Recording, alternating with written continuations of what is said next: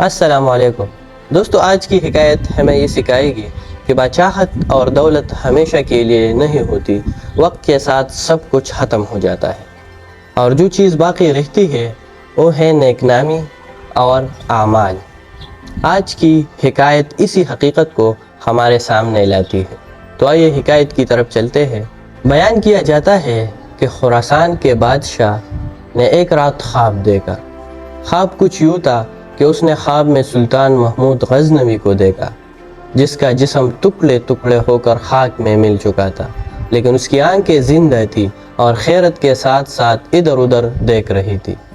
تو بادشاہ نے اپنے دربار کے بڑے بڑے دانشوروں سے اس خواب کی تعبیر پوچھی، اور وہ سب آ گئے، مگر کوئی بھی جواب نہ دے سکا۔ آخر کار ایک درویش آگے بڑھا اور کہنے لگا کہ اس خواب کی تعبیر میں بتا سکتا ہوں۔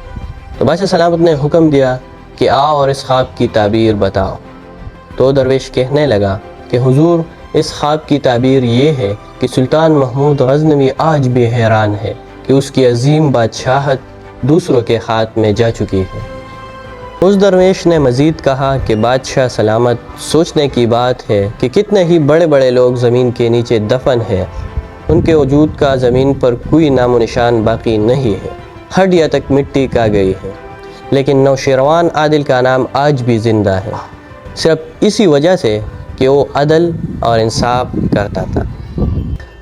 دوستو، شہزادی صاحب کی اس حکایت کا مقصد یہ ہے کہ تخت و تاج اور دولت ہمیشہ کے لیے نہیں ہوتے، انسان کا اصل سرمایہ اس کے نیک عمل اور انصاف ہے۔ دوستو، زندگی کو غنیمت جانو، اس سے پہلے کہ یہ اعلان ہو کہ فلانا شخص اب اس دنیا میں نہیں رہا۔ دوستو، اگر ویڈیو اچھی لگی ہو تو اس کو اپنے دوستوں کے ساتھ شیئر کیجیے گا۔ بہت شکریہ۔